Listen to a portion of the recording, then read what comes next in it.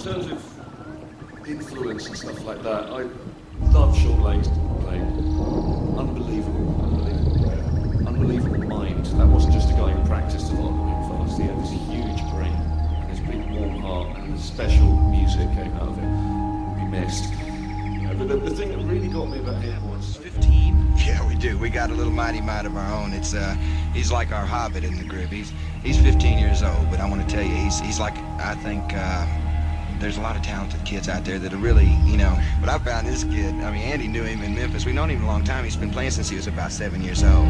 But he plays so great. He's phenomenal. The kid is really tasteful, and he just flies. And we're going to let him go a couple of times tonight, just let you see what a 15-year-old can do in this day and age. All right, so and you hear some good cooking back his there. Name is Shawn Lane, too. I guess I ought to say his name, but he is, we're really proud of him. Shawn Lane, the most terrifying guy of all time. A lot of the Shawn Lane stuff, though, is, real. It almost sounds two-handed, but he's doing it all with his left hand. Some of the solos I've heard sound sort of like this.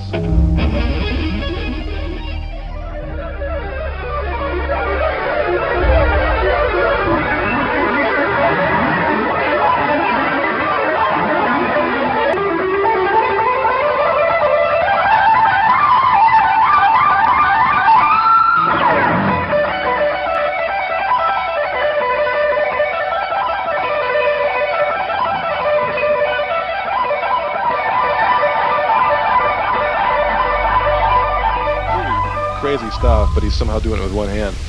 And then the guy's, besides doing terrifying stuff, the guy's got the most amazing, he's got amazing phrasing.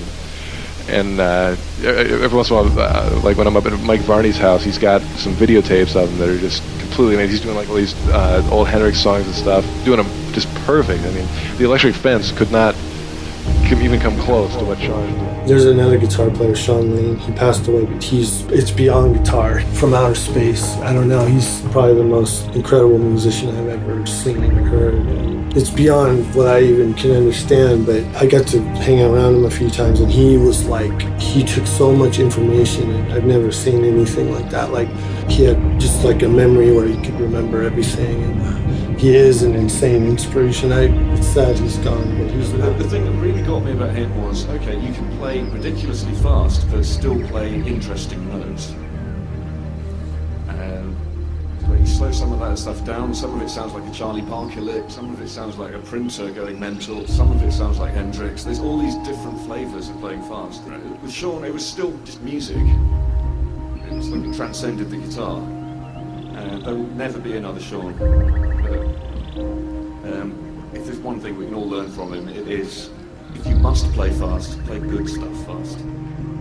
I'm very fortunate to have gotten to know Shawn pretty well. And Shawn, do you all know Shawn Lane? Yes. Okay, I hope so, because I ask that sometimes to some guitar players, and I don't know Shawn. Well, he's easily the most brilliant person I've ever met. As far as if I've ever met a genius, it's Shawn Lane. There's no doubt about it. It's just his level of intellect and knowledge of so many subjects. Well, obviously, musical depth was incredible. He knew as much about classical as he did about pop and rock, and he could play as well on guitar as he could on every other instrument. Put him on the drums and the keyboards, and it was insane. So we first met. Well, the direction I want to go in guitar is just to try to achieve just more balance. Everything is just a striving for balance, balancing, elements and phrasing of speed and taste and lyricism and all this. Everything is just a balance, so more purity and more balance, and just a continual refinement of intonation, and just to try to get better to approach some of the people that I idolize so much, like Jascha Heifetz or Joseph Hoffman or Alan Holdsworth or Pat Metheny, some wonderful people. Well, I think people should just get into music more than just specifically guitar.